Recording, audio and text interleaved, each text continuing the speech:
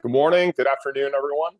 It's a pleasure to be with you today. We're going to wait on our webinar starting just a few moments. I see lots of people still joining, so we'll give everybody just a few minutes to get connected, and then we'll get started.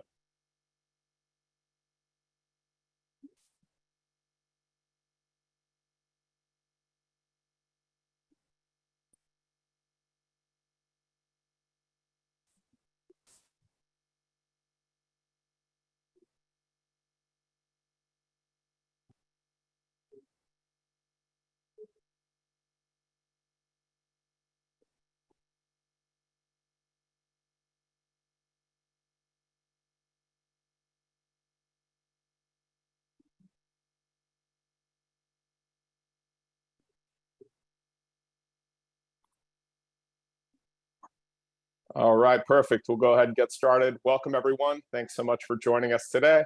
My name is Josh Stamer. I am a Senior Managing Director with Foundation Source based in Southern California. And thank you all for joining our webinar today titled Top Tools for High Net Worth Philanthropy, focusing on private foundations and donor advised funds. My guest and my co-host today is Darren Henderson. Darren is a founding partner with Corient Capital Advisors based here in Newport Beach, California. And Darren, I really appreciate the opportunity to have you join us today. I know our audience is excited to hear from you. Nice to be with you. Thank you. Excellent. So Darren, I'll give a little bit of background on you before we go ahead and jump in. But before I do so, I'm going to share my screen so that everybody can kind of follow along with the slides that we have here today.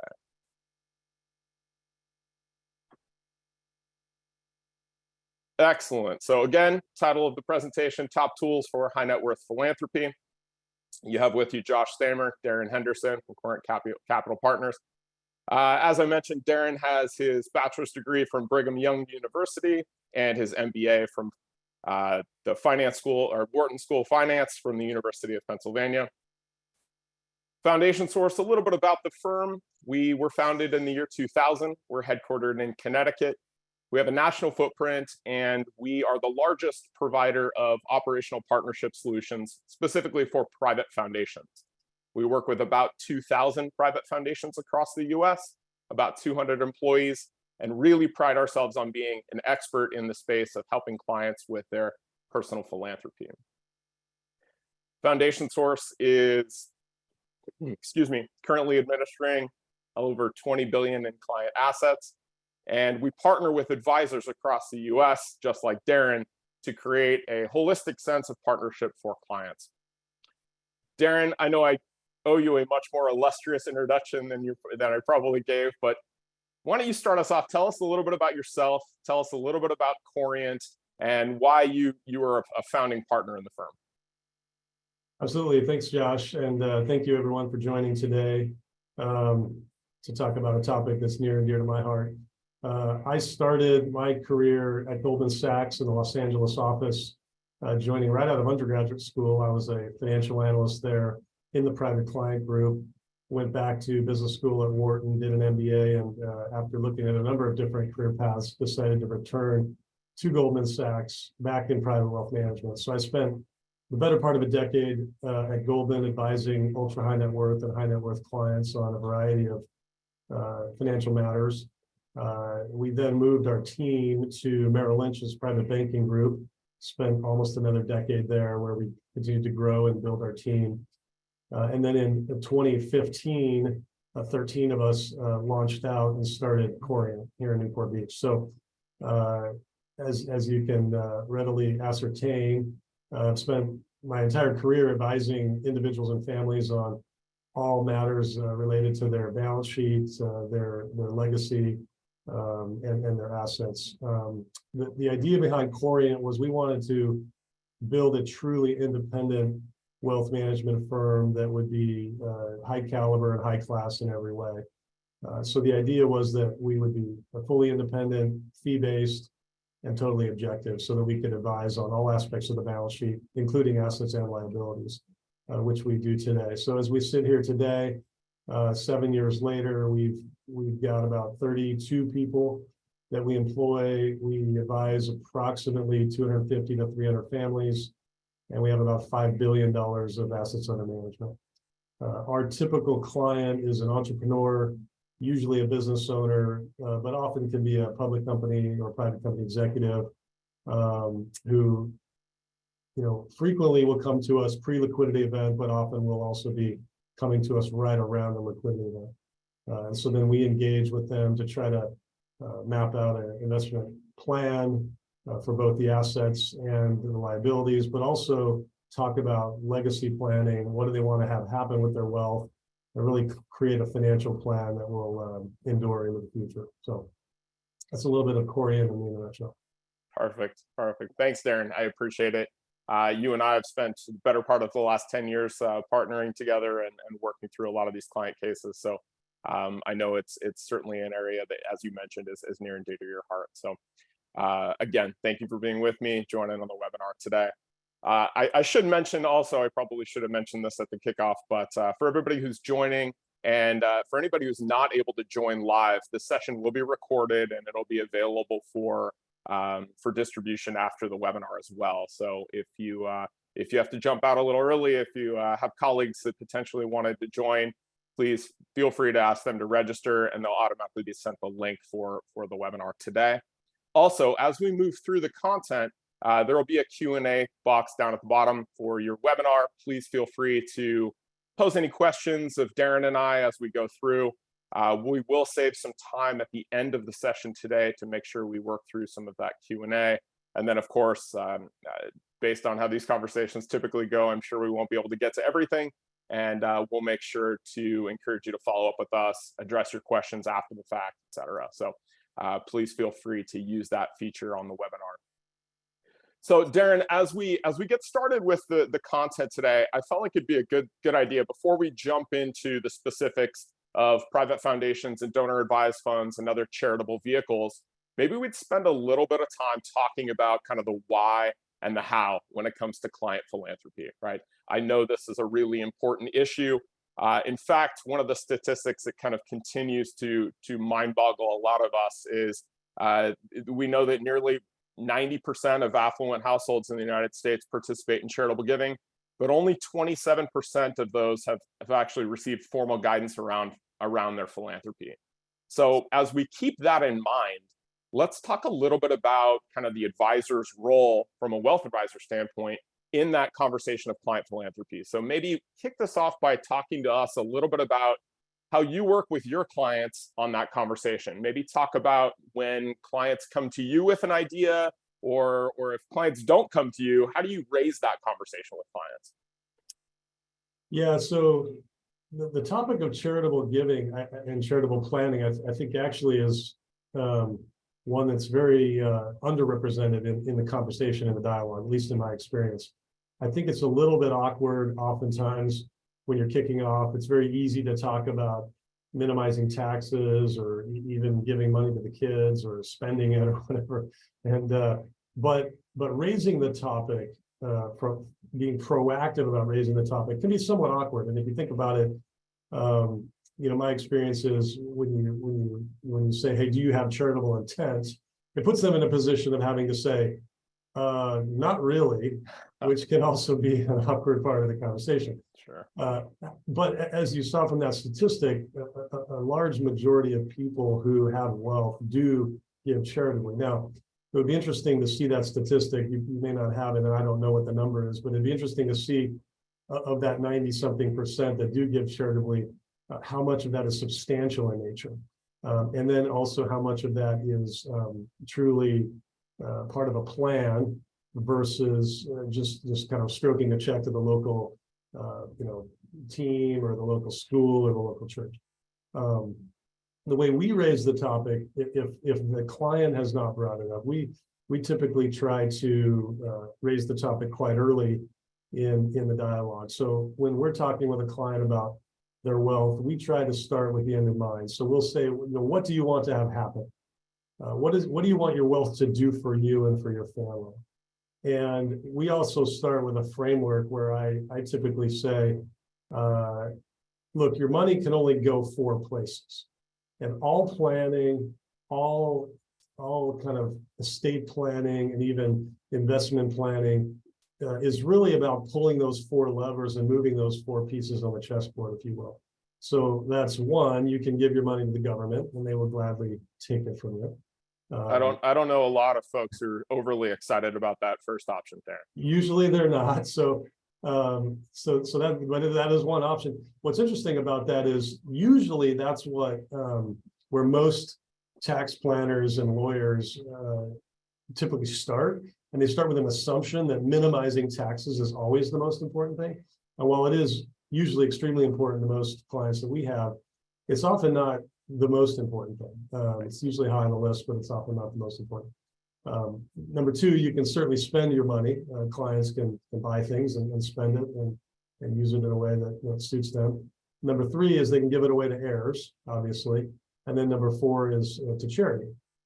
And when you marry the charitable planning aspect with the tax minimization aspect, then it becomes even more interesting. So usually what we begin with is, like I said, what do you want to accomplish? How important are those four elements? And I'll often make a client rank them so that we at least have a framework around, what they want to do. And, we can talk through more about how the conversation typically goes, but it often begins with, I want my kids to be set up, but not that much. And so we want to cap that. And then now what we're talking about is maintaining enough money in the estate and on the balance sheet to live a great lifestyle and do all the things they want to do. And then the remainder is a trade-off between tax and charitable planning. So that's usually how we're introducing the topic. And then we will ask the question, do you have charitable intent? If they say yes, which is often the case, then we'll get into a discussion about, is it immediate or is it in the future? Do you identified causes, or do you have just a general idea that you want to give, but you don't really know? And we'll try to press in on that. Yeah, great point, Darren. And you said a couple of things there that really kind of struck a chord for me. Obviously, you see the kind of the big question on the screen there, right? What do your clients want to achieve?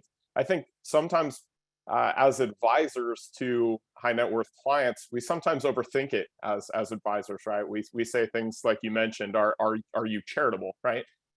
Where maybe we can start the conversation with better questions like, what are some of the things that you'd like to achieve? A lot of people don't have that resonation between things that they're really passionate about and quote unquote charitable giving. All right. So it's kind of left for us to sometimes fill in the blanks.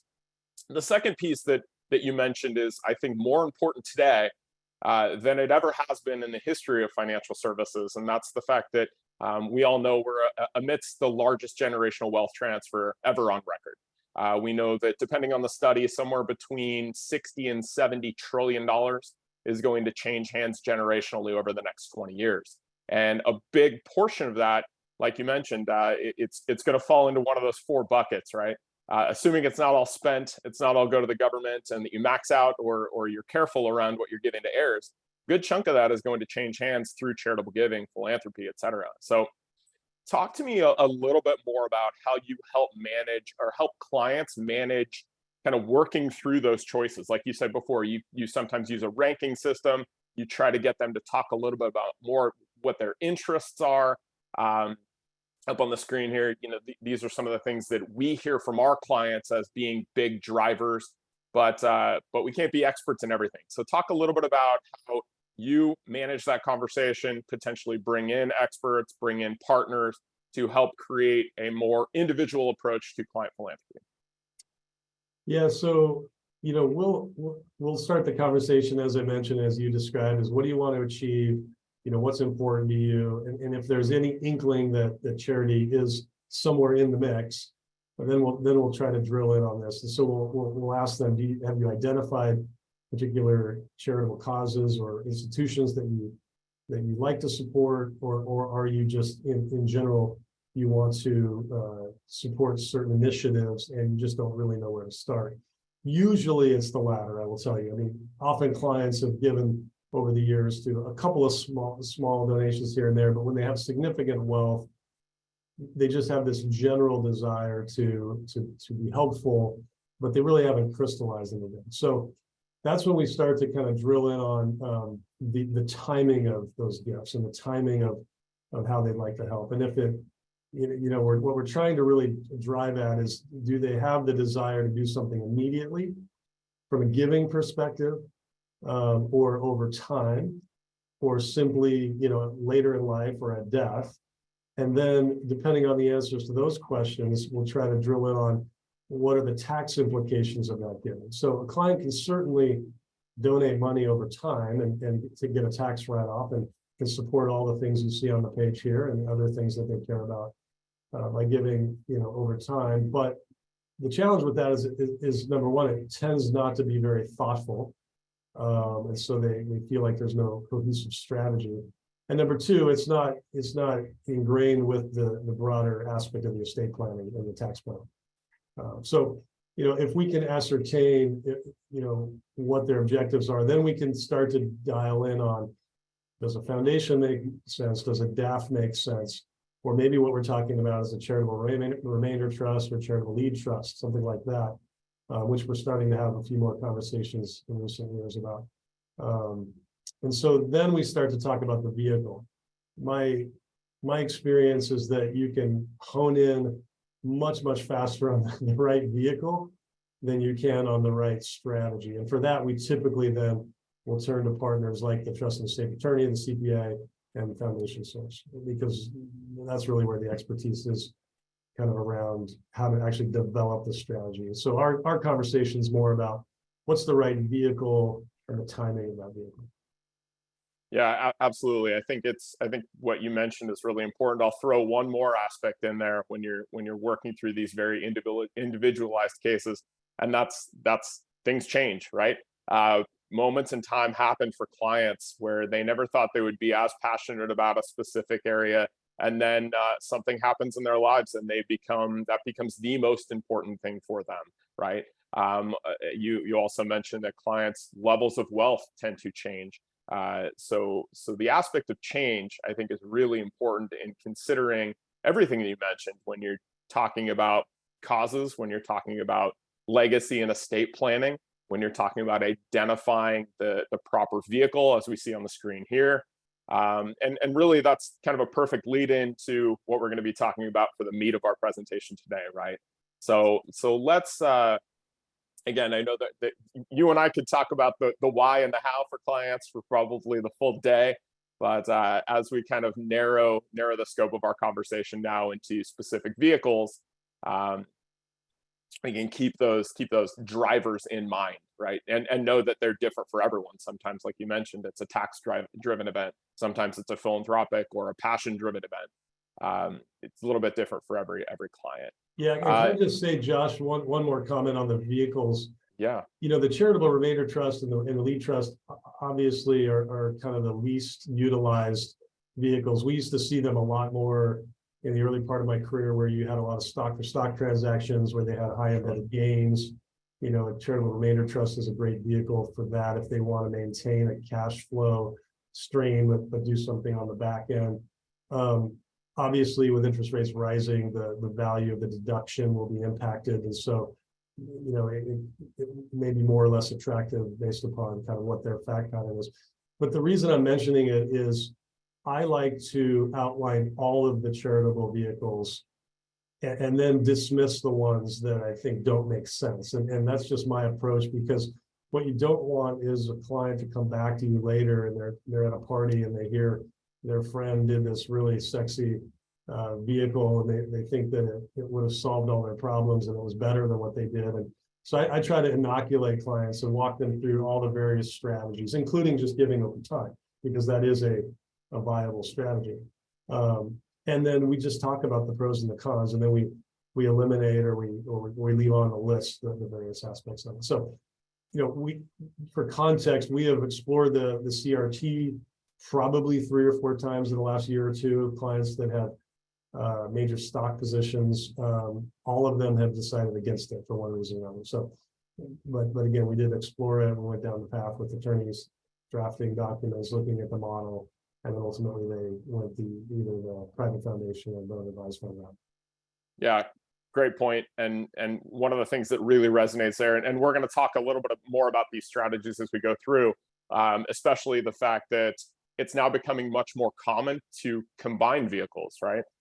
People want a diversified financial portfolio. Well, many of them want a diversified philanthropic portfolio. And sometimes the answer isn't just one solution, it's a combination of multiple vehicles. So again, don't want to get ahead of ourselves. We'll talk about that a little bit further. But as you mentioned, really going to focus on those bottom two today, donor advised funds and private foundations, because they do tend to be the most flexible of the charitable giving vehicles, and certainly the most popular in the marketplace today. So Darren, let's start off and talk a little bit about kind of the similarities of private foundations and donor advised funds, right? Because we know that they're both, when used properly, terrific vehicles for clients to explore their formalized charitable giving, right? And I say formalized charitable giving because I'm not talking about more of what we refer to as checkbook philanthropy or direct support that clients are giving to their favorite public charities, but actually formalizing a vehicle for their individual or family or corporate philanthropy. So as we go through these slides, we're not gonna dig into every bullet point, because I don't know anybody who likes to watch a webinar where two people get up and talk about every bullet point on a slide presentation. But we'll touch on some of the chief areas of discussion, and then I'll ask you to chime in as we go through with any specific points. So similarities of private foundations and donor advised funds. We know that they both generate a current year income tax deduction, and that's really important, especially now. We're in November, hard to believe, but this is really the time when people, more so than any other time during the year, are considering these vehicles because they have a good sense of their adjusted gross income for the year, or they're rapidly getting one. And it's the giving season. People are doing the majority of their giving toward the end of the year. So we know that both vehicles will provide a current year tax deduction, and often need to remind people that if they are looking to maximize a tax scenario for any given year, they had a high income year, they've had a liquidity event take place during the year, really need to do that before the end of the year to make sure that they maximize that. They both avoid capital gains taxes on appreciated securities. So that's really important. I know one of the biggest strategies for funding a charitable vehicle is taking an appreciated security and contributing that to a private foundation or a donor advised fund, because you can minimize the capital gains taxes associated with that. It's really an easy way to stretch your charitable dollar and make your dollar go a little bit further. Making sure that obviously you're always consulting with a qualified tax advisor or CPA on your contribution and amount. Not really your world or my world, right? But making sure that what you're putting into a private foundation or donor advised fund is within those limits. And then certainly contributions to a donor advised fund and a private foundation are both irrevocable. We need to make sure that people understand that when you make a contribution to a private foundation or a donor advised fund, they're gifts for all time, right? You can't call backsies, so to speak, right? So on the similarities, Darren, anything to add there? No, I think that's a pretty good summary. They both work very, very well from a tax kind of minimization perspective. That seems to be one of the great similarities. Absolutely. So let's talk a little bit about the two different structures that are a private foundation and a donor advised fund, right? A private foundation is in and of itself its own entity. It's an independent legal entity that's governed by an individual, a family, or a business. Typically, private foundations can be set up as either a corporation or as a trust. So it has its own tax ID number. It files with the IRS for tax exempt status. And then I think what's really interesting for a lot of people is they have this idea that private foundations have to be these massive entities like the Rockefeller Family Foundation or the Ford Family Foundation or the Bill and Melinda Gates Foundation. And the truth is 66% of all private foundations actually have around or less than $1 million in total assets. I think it's one of those things that's changed significantly over time, certainly here in the last 10 to 15 years even. But a lot of people don't realize that through partnership with organizations like Foundation Source and working with qualified advisors like yourselves, they can be very effective with a private foundation at typically a lower dollar amount than they may have considered in their own minds. Donor advised fund, on the other hand, is an account held within a public charity sponsor. right? So typically we see three different types of housing units for donor advised funds. Donor advised funds are either sponsored by an independent organization, they're either sponsored by a financial services organization, or they're typically sponsored by a community foundation. So we see community foundations that are set up as donor advised funds. And usually the minimum contribution for a donor advised fund can be significantly less. Every donor advised fund sponsor is going to be a little bit different, but we've seen donor advised funds be set up for as little as $5,000 as far as an initial contribution. So talking about kind of the differences between those structures, a little bit different private foundation to donor advised fund.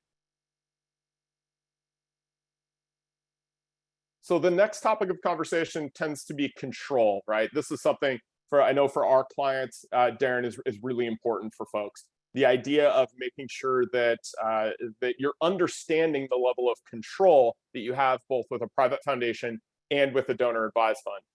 Donor advised fund has the word advised right in the title, right? It's you're in essence making you're advising on the partner organization that you're working with within the donor advised fund to make gifts and grants based on a recommendation. So usually we see a limited number of successor advisors with donor advised funds, whereas a private foundation does retain full ultimate control over both the investments and the distributions within the private foundation. Now, that's not to say that donor advised funds typically are going to tell a client or an advisor no, right? That's usually not the case that we're seeing, but it is important to understand that in terms of ultimate control over both the assets, the investments, and the activities, a private foundation is going to be the most control laden of all vehicles available out there.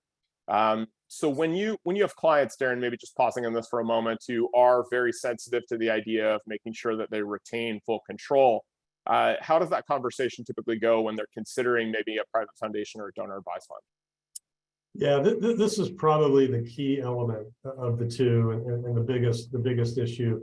You know, it's kind of a funny conversation because everybody's going to say they want ultimate control, and so you have to kind of press on them and say, well, do you want to vet organizations? Do you want to have your own kind of strategy? Or do you just want to give money? And usually the clients that opt for the DAF, they just want to hit the easy button. They don't want to think about it. They don't want to really have their family involved. They can, but they don't have to. And so they just want to hit the easy button. The issue though with the DAF is they're more frequently than you would think. There are issues around what you can do and where you can give. I'll give you an example. A number of years ago, we had set up a donor advised fund for a client who was probably a little hasty in telling us, hey, I just want to put this money away. I need a tax deduction. And it was like December 30th. And so we just went with it. And then the following year, he said, okay, I want to make 2 grants, one to a priest in Nigeria that's running an orphanage, and another to an organization in the Philippines that was doing some, something related to, poverty. And the reality is neither of them were 501c3s. And the Patriot Act had just been passed, or had passed a year or two prior, and all of these anti-money laundering, issues had come into play, and they were much more strict around it. And he was denied. And he came back and said, the whole reason I put this money in the DAF was because I wanted to support these 2 organizations. And we were said, well, that wasn't clear at all. We never had that discussion. I think we bear a lot of blame for not really vetting that out with him. Ultimately, he was able, he was very charitable, so there was a lot of other organizations he supported, and then he was able to give to those organizations differently. But the point is, the DAF was very limiting in that respect. I would also say, from an investment perspective, there's an element of control that's important. The DAF is going to have guidelines and restrictions around what you can and can't invest in. And our clients tend to like alternative investments a lot. Mm. And, the DAF can invest, depending on the organization that is the supporting organization, they can sometimes invest in alternatives, but it can be quite limiting, whereas foundations can really embrace and utilize alternatives in a very, very big way. Can you talk also, Josh, around the direction that funds can flow, between a foundation to a DAF and from a DAF back to a foundation? I think that's a question that a lot of people have.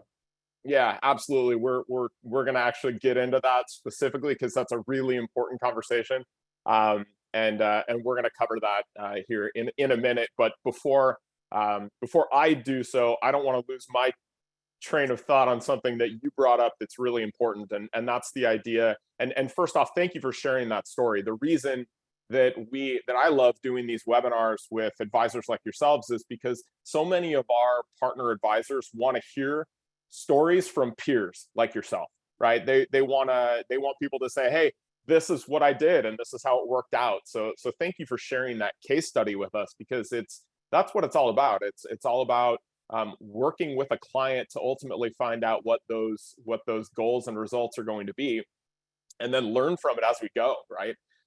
So thank you for sharing that. It's really important when not just in consideration of a conversation like a private foundation or a donor advised fund, but in kind of the overall management and overall partnership with clients. But I will get to the convertibility question here in a second. You mentioned something that I hear all the time in what I do, right? We Foundation Source sets up more private foundations in the United States every year than any other firm. So and almost all of those is in partnership with an advisor like yourself. What I hate hearing is it's usually like clockwork. It's every February for me. Every February, I'll get the same 5 to 7 phone calls from advisors who tell me the exact same thing. They say, hey, Josh, we had a client, had a liquidity event that we didn't necessarily account for. It was the end of the year, had to do something really quick. It was the second half of December. We took some assets, we put it into a donor advised fund, and now it's February, March, and the client's saying they want to administer their own scholarship program, or they want to incur charitable expenses, or they want to do a number of other really creative strategies that you unfortunately can only do within a private foundation. So that kind of having that conversation of what's going to be the best can sometimes unfortunately be a hurried conversation, but we try to have that conversation as a more interactive event over the course of the year so that you don't land in that situation at the end. Really good point. So before we jump into a couple of the pieces you brought up, let's just finish off with some of the differences between private foundations and donor advised funds. Obviously, one of those big considerations is the tax treatment. So for different types of asset classes, typically cash, or in the stance of private foundations, really any other assets. With cash, you're typically going to be limited to a full 100% deduction, up to 30% of your adjusted gross income for cash, up to 20% of your adjusted gross income for long-term appreciated stock. You can combine, so for clients who do maybe want to give the first 20% of their AGI in stock and then an additional 10% in cash, you can certainly do that and combine. But with donor advised funds, those AGI limits are going to be higher, right? So you can typically contribute up to 60% of your adjusted gross income if it's cash, or up to 30% if it's going to be other assets. So this conversation certainly can come into play specifically with clients who have had a significant liquidity event, who do maybe want to contribute a higher percentage of their adjusted gross income during that same tax year, as we discussed before. So talk a little bit about kind of those considerations, Darren, and I don't want you to put on a tax advisor hat in any stance here. And we already talked about why that's really important for our clients. But this is a big consideration for clients that are wanting to make sure they stretch their charitable giving dollar to the max. Yeah, it's this topic usually comes up in the conversation around private company stock. And we've had a lot of inquiries in recent years around, hey, can I drop the private stock from my company into a private foundation or into a DAF, right, prior to the liquidity event, and then let it realize inside the entity. And we've gone down this path, I don't know, at least a half a dozen times in the last couple of years with clients. And usually what they land on is they decide against doing anything pre-transaction. Particularly when they realize that, sometimes the fact pattern, again, we're not going to get in the weeds, but there are cases when you can only deduct the cost basis on the private foundation, and that's not clear to them until you actually get into the weeds and understand the structure of their private company. And is it an S corp? Is it a C corp? All those kinds of things. But I just mentioned that those are important factors to kind of ferret out, and that's why we always bring you in. It's because we start down the path, we quickly get into the deep end of the pool, and then reach for help. So we've never had an issue with kind of AGI limits. At least I don't remember in recent years, but that issue around kind of private stock and deductibility does come up from time to time. Yeah, really, really good point, and incredibly important given the timing of the transaction as well. Right. Because of the fact that we talked about before, irrevocable right. So we want to make sure that that when we're maximizing these strategies to the right vehicle, we are considering everything.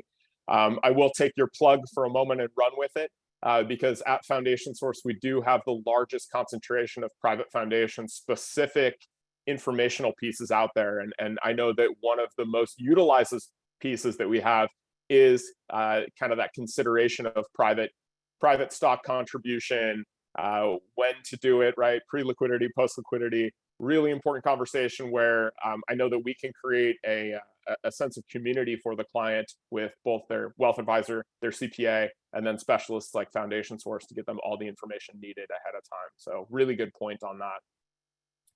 Let's talk, and you brought this up already, and I know the flow of our conversation is going to have us do that, but the investment piece for private foundations and donor advised funds, really important to consider. As you mentioned, private foundations can hold really any type of asset class, especially as we see the traditional markets go up and down. As you mentioned, people want to consider things like alternative investments, and they want to consider things like real estate contributions. I had a client last year who funded their foundation with a World War II era aircraft that they were restoring as part of their charitable mission. So the flexibility and the assets of a private foundation can be a really important consideration, as you highlighted before. So we won't spend too much time on this. We already gave you a couple of examples, but certainly an area where you want to leverage as a client, you want to leverage that full partnership that we talked about before to uncover all of your options. Okay. On the grant making side, this is another really important consideration. As you mentioned before, Darren, a lot of philanthropists or folks who are just getting started off are maybe looking for that easy button, right? A donor advised fund is typically going to be a very easy way to contribute or make contributions, but those are primarily going to be gifts to US-based 501c3 public charities, right? So organizations that are already been established, the means for taking a grant from your donor advised fund and making that to a donor advised fund is typically where the vast majority of activity is going to occur. I've had a lot of people refer to donor advised funds as kind of charitable checking accounts in this accord, because that's pretty much where all of that activity is going to be. That said, private foundations, really important to note, do have what's referred to an annual 5% minimum distribution requirement. So with the additional control and flexibility that a private foundation can afford from an activity standpoint, they are required to make and meet a 5% minimum distribution requirement, whereas donor advised funds are not. They're not required to have a minimum distribution amount out of that vehicle. In the realm of kind of the activity or grant making out of private foundations, we talked a little bit about a few of these already, but grants to individuals, running scholarship programs, direct charitable activities, program-related investments, again, talking about an underutilized strategy, right? And knowing what's available out there. But maybe in my opinion, the most important consideration is the idea of leveraging charitable expenses, right? A lot of people want to be more entrepreneurial, want to be more engaged with the actual mission or their charitable mission. They're not satisfied writing grant checks to other public charities. They maybe want to explore funding a documentary film to increase awareness of a specific a specific charitable interest that they have. Or maybe they have a younger member of the family, a son or a daughter, who's really interested in learning more about the family philanthropy direction and wants to take a gap year between college and work for the Family Foundation and wants to be compensated by the Family Foundation to further that mission. These are all things that you can do out of a private foundation that you're really going to be more limited out of a vehicle like a donor advised fund. Yeah, and Josh, this is where that conversation as an advisor really is important on the front end, is to really try to understand exactly how much involvement they want to have, number one. Number two, what's the timing of this? Because obviously the foundation is going to be a forcing mechanism to force them to have to give some money away. Yeah. It's not a big number, but it's something. Right. And then really to develop, at least in small parts, some kind of a strategy around it. So we had a recent case of a client that sold a business, came to us and said, look, I have a big tax bill, but we also have some charitable intent. And, his wife had suffered with cancer at one point in her life, and they really felt passionate about some causes related to that. And so, we kind of went through the whole, questionnaire and kind of talking through, how frequently do you want to give, and what do you want to, who do you want to support? And we ultimately decided on a private foundation because they want the kids to ultimately be involved. They want to have a unique mission that has some flexibility around perhaps making grants to or doing things that might not necessarily fall under a clean 501c3. Those are really important considerations when landing on the foundation. Great examples. So the piece we touched on before, right? And the reason I wanted to hold off on this, Darren, is because as you maybe alluded to with the control aspect, I tend to think that this is maybe the most important consideration when you're thinking about private foundations and donor advised funds, and that's the idea of convertibility. Convertibility need not just from the sense that you can move assets from a private foundation to your own donor advised fund, but really that idea that you kind of can't go back, right? The IRS has rules that that make it pretty much impossible to move assets from a donor advised fund to a private foundation. So I think one of the considerations that I have advisors talk to clients a lot about is, well, maybe I'll start with a donor advised fund, right? And then we'll kind of get our feet wet with a donor advised fund. And if it makes sense, then maybe we'll explore a private foundation down the line. And I think that that's a conversation that can carry a lot of flaws and a lot of challenges because of exactly what you see on the screen, right? I would often tell people, hey, let's exhaust the idea of looking at a private foundation, because ultimately, if you land on the fact that you create a private foundation, you run it for a while, and ultimately it's not the right vehicle for you, you can move all of those assets over to a donor advised fund. You can't go the other way. So per my example of kind of that every February or every March getting that phone call from people, that's the frustration, is because they've now committed potentially a significant amount of assets to a vehicle like a donor advised fund, and then uncover some charitable interests that don't match their idea and are not able to go back, right? So it's that idea of really a private foundation affording longer term flexibility. Because as we talked about as well, that idea of change, right? Things change. How many times have you worked with a client who says, we're very charitable, but everything we do right now is we make gifts to public charities. And then they learn, or they have something impact them, or they have a member of their family that suggests doing something a little bit different. We never want them to be limited in what they want to do or are striving to do based on the vehicle that those assets are in, right? Yeah, I mean, this is really the one that you have to really get a sense for, and unfortunately, the entity with the easy button is the one that doesn't allow you to go the other direction. So that's why it's just very, very important in my mind to have these conversations early enough that, particularly in a year where a client has a big tax event, and they're going to want to do something, depending on what that is, they're going to want to do something charitably. Just have the conversation early enough such that if the private foundation is the best course, there's enough time. I will say early in my career, the foundation option was much more onerous than it is today. It took a lot longer. You had to go engage an attorney, and kind of draft it and review it and set it up and file. And you kind of had to manage that. The client had to manage that process themselves. But now with companies like yours, it's almost turnkey, at least from the client's perspective. It's turnkey. Sure, absolutely. So Darren, we're going to touch on a couple of these next slides fairly quickly because we already talked a lot about them. But why clients typically reach for a donor advised fund?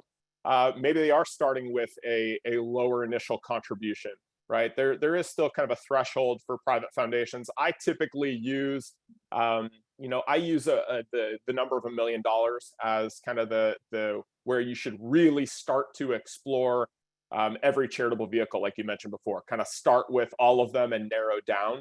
But for a lot of clients, they may want to start with that, $10, $20, $50,000 range. And at that point, a private foundation certainly could be preventative for them, given the fees associated, giving a little bit more of a time commitment associated. So for clients who do want to start with a lower threshold, a donor advised fund can be really good for them. We've talked about kind of the next couple of bullet points here, but the other point is anonymity, right? A private foundation, because it is an independent legal entity, does file a tax return every year. And they're disclosing some information about their investments and about their grant making, and sometimes people do want to kind of have complete anonymity in their grant making. So some people will reach for a donor advised fund, knowing that they can make completely anonymous gifts out of a donor advised fund. And then the last point, obviously, you mentioned, right? If there's private stock, if there's highly appreciated real estate, something where you're going to get a much larger deduction personally for a contribution to a vehicle, you're going to look at a donor advised fund to make sure you capture that as well. So again, ongoing conversation. What fits one scenario is not always going to fit the other, but these are important considerations. Conversely, with a private foundation, again, touched on several of these already, so we're not going to work through all of them, but really full ownership and control, board, the means to pay compensation for those that when it is applicable. You can create grant agreements, and then certainly much more of an idea around perpetuity, right? The next generation tending to take over. Most private foundations are set up with the idea that they're going to run into perpetuity. Not to say that some private foundations don't have, a sunset plan or a spend down plan. They certainly do, but the majority of private foundations are set up with this idea that it's going to be a next generation, or certainly at least one more generation standpoint. Next slide, you touched on already, Darren. That's the idea that private foundations have come a long way, right? Private foundations used to be much more onerous, as you mentioned. Now, through partnership with Foundation Source, through partnership with other, even wealth advisors, CPAs, and attorneys are much more versed now than they had been before, and that barrier has come down significantly. So 20 years ago, a private foundation, I think, was just off the table for anybody who wasn't going to contribute maybe 20, 30, $50 million. Now we're seeing it as a much more viable option at a lower entry point. Right. So this next topic I want to spend a little bit of time on, because this has become also very popular, right? As I mentioned before, Darren, don't always need to choose one or the other. For a lot of clients, it's both. Our client base at Foundation Source, in excess of 2,000 private foundations, a ton of our clients also have a donor advised fund. It's really important as a consideration. There's some terrific strategies involved in why you may want to have both of those entities. We talked about the contribution standpoint, maybe going above and beyond that minimum threshold from an AGI perspective. You can give that first tranche to your private foundation, and then you can give the overflow to a donor advised fund. So you can maximize the amount that you're giving charitably every year. But one of the really important pieces here is I think, avoiding mission drift. And when I say avoiding mission drift, this allows those with a private foundation to be a little bit more intentional with their giving. So sometimes that looks like creating discretionary accounts within a private foundation to have different board members, different family members, have the means to support causes that they particularly care about. But what a lot of people do is they'll actually set up individual donor advised funds for board members, family members, et cetera, have the private foundation kind of as that central holding area for their foundation assets, and then make distributions to the individual donor advised fund as kind of separate accounts to ultimately satisfy the needs of different board members, different family members, et cetera. So really important consideration on the mission drift piece. And then certainly assisting in strategic development. So nice part about before, private foundations, they do have that minimum distribution requirement, but that 5% minimum distribution requirement can be satisfied by making gifts to your own donor advised fund.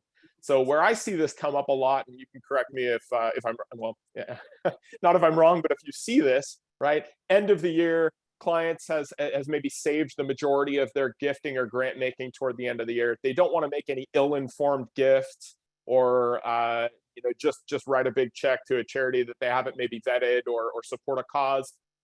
They can move those excess assets to satisfy that 5% distribution requirement over to their donor advised fund, and then buy themselves some more time to further understand how they want that to be affected. So I think this is a really important consideration.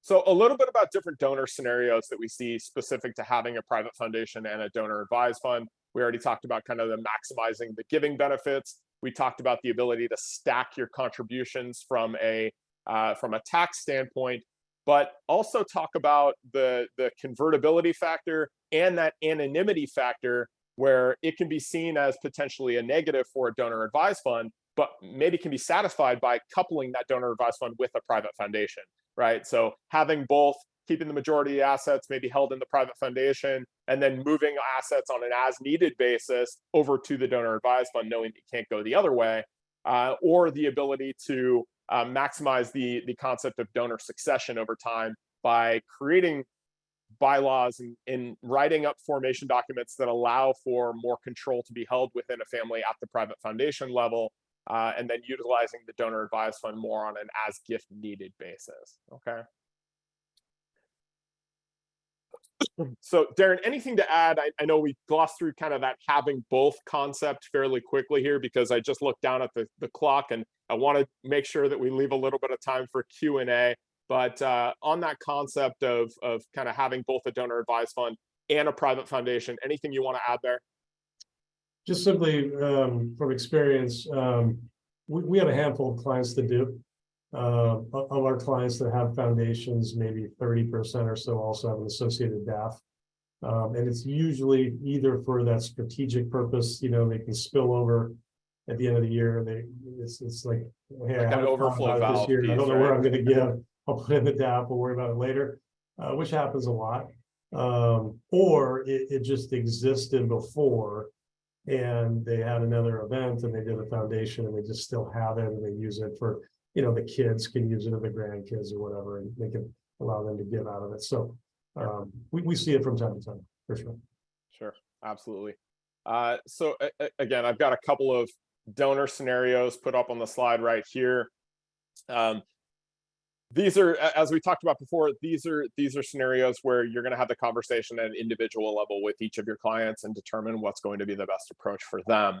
To that point, private foundations and kind of coming a long way, as you mentioned before, avoiding some of the areas that were onerous before.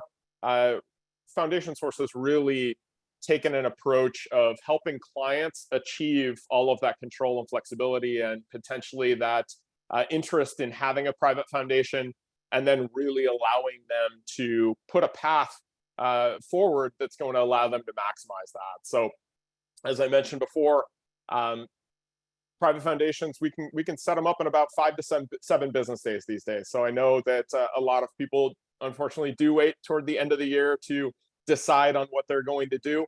All the way up until probably the middle of December, we can be effective at setting up a private foundation and making that happen for clients. Partnering with advisors, this is something that Foundation Source, I know, prides ourselves on. Relationships with yourself and relationship with Corient, these are at the pinnacle of how we work. Really no crossover in what we do, right? That's the nice part about working with wealth advisors. Foundation Source doesn't manage assets. We don't custody assets. We don't deliver advice upon assets. All we do is the full operational technology, philanthropic advisory component to working with a client. And we leave that complete relationship for you and your clients to be managed on the advisory side. And I think that that's really important in creating that partnership from an advisor standpoint and an operational partner standpoint. We set our foundations up as Delaware corporations because we think that Delaware is an incredibly flexible place to do business from setting up a foundation standpoint. I should mention that of the 2,000 or so private foundation clients that we work with, a little over half, close to 60%, are brand new entities that we're creating from the ground up. But the other roughly 40% are existing foundations that are coming onto the Foundation Source platform. So again, in that theme of change, we see different board members taking over, the next generation kind of stepping up and becoming more involved, or involved in a different way than maybe their parents were or their grandparents were before. And a platform partnership with an organization like Foundation Source makes a lot of sense to them. We manage the full back office administration and operational partnership to private foundations. We're doing the tax work. We're doing the day-to-day accounting and bookkeeping. We're cutting the grant checks. But maybe the most important thing that Foundation Source is providing in partnership with advisors is that role of an outsourced chief compliance officer, right? Setting up a private foundation, as you touched on before, Darren, can be a little bit daunting. And it can seem out of reach for most people because they don't know. They don't know what's entailed. They don't want to fall on the wrong side of the IRS or the state that they're working through. That's why we're here. We're here to make this process of setting up and running a private foundation as easy as possible for people. And I know that through our experience working together over the years, we've had a lot of clients that have come out and had a really, really successful time in working through that process. So I've got just a couple of more slides here, Darren, and then we're going to jump into a couple of questions that have come over throughout the course of our presentation here. Love to get you more information on on Foundation Source and the scope of exploring a private foundation. We would certainly love to get you more information on Darren and Corient and how you can explore their approach to wealth management. So would encourage everybody in follow-up to this to reach out to myself, to any of the members here that you'll see on the screen right here, dependent on where you're based, to get information on those different areas, okay?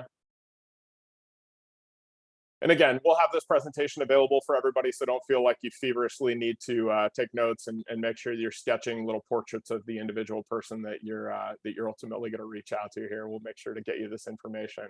I'm going to go ahead and minimize the screen here and get us back to you and I, so that I can take a look at a couple of the questions that have come in here, Darren.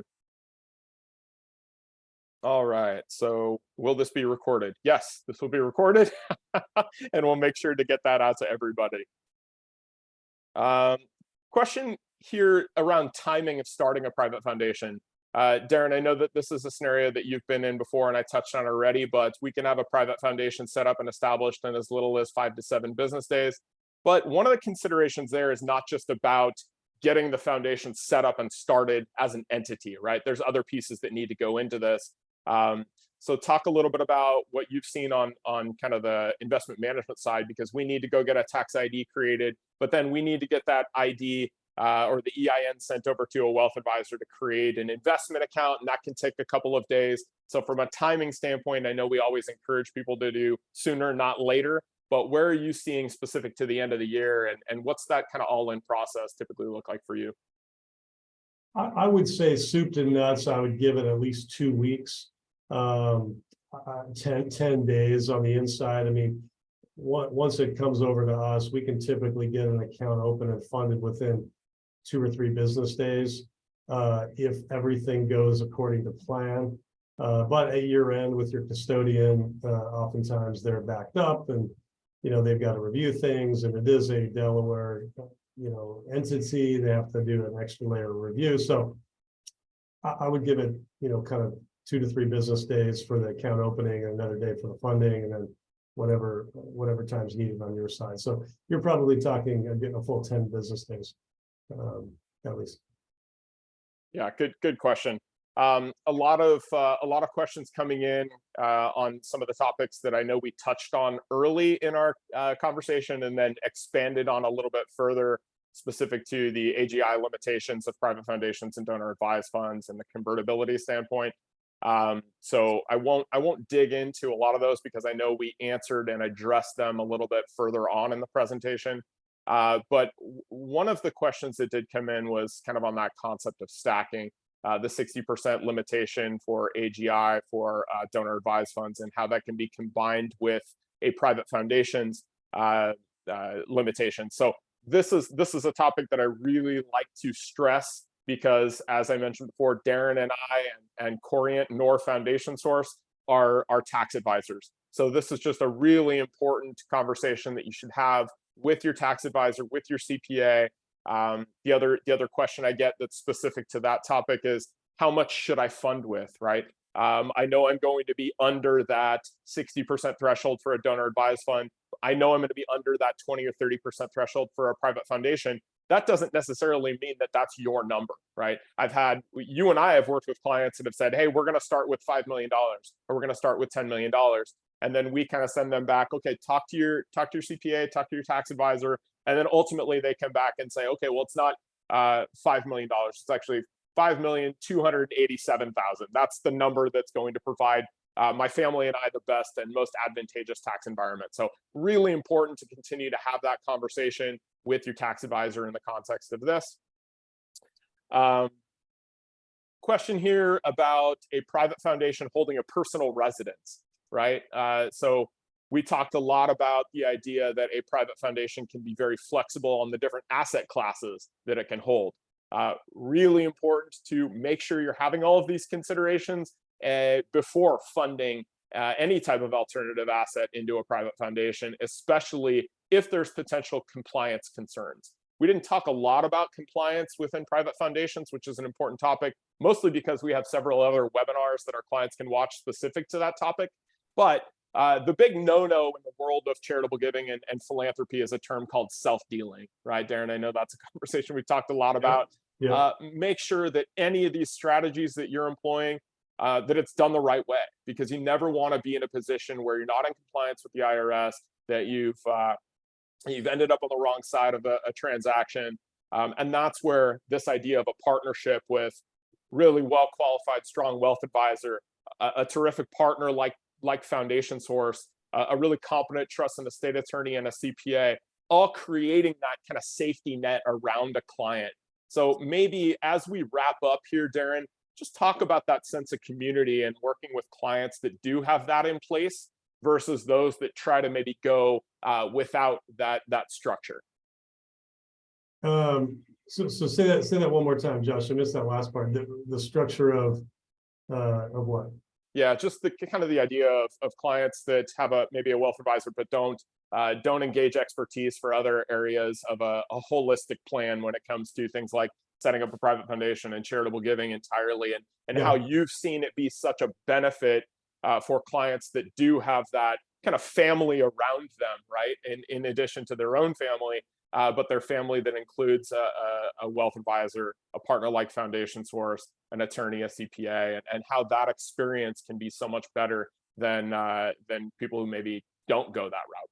Yeah, I mean, that's actually something we try to ferret out in the initial meeting before we even onboard a client. Is we'll ask, who's your CPA, who's your trust and estate attorney, who's your tax attorney, if that's a different person or a different firm, and really try to get an understanding of the quality of the team around them. Because quite frankly, if we start recommending strategies that they do need good, competent tax advice on, or good legal advice, and they're not going to get it, we may need to make some recommendations or some changes. So the quality of the experience and the quality of the outcome for clients that engage in strategies like this and other more sophisticated strategies that maybe aren't charitable in nature, they really need to have a team around them. And clients that have gone down the path of a foundation and have tried to kind of do it yourself, the experience is often suboptimal, because it requires an incredible amount of information and knowledge around the compliance aspect, and then just the heavy lifting around the grant making and cutting the checks and doing all the things that have to happen.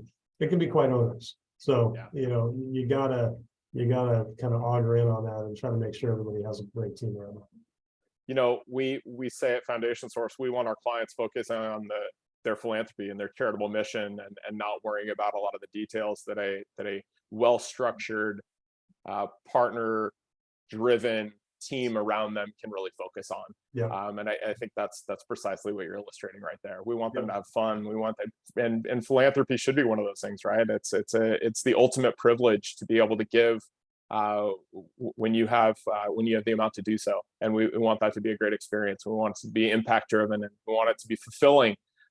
So having the right team in place can certainly maximize that for the client. So Darren, I'm looking down at the clock. This happens to me every single time we do one of these, but we're now 5 minutes after the hour. I'm also looking at the open Q&A and seeing about 20 unanswered questions that have come in from our audience. Several are specific to your world, investment allocation within a private foundation. So we're going to make sure that we get everybody's questions answered in follow-up to the webinar today.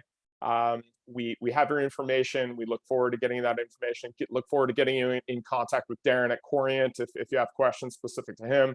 Otherwise, your team here at Foundation Source looks forward to continuing the conversation with all of you. Thank you, everyone, for the opportunity to join today. Darren, thank you so much for the opportunity to be a part of the webinar. Really, your expertise and what I know about how you work with your clients, this is a great example. So thank you again for being part of it. Thank you. Honored to be included. Thank you. You got it. All right, we're going to go ahead and wrap now. Again, thank you, everyone. If there's any follow-up, please reach out to your Foundation Source appointed person, and we'll make sure that we also get everybody a recording of this presentation today. Thanks so much.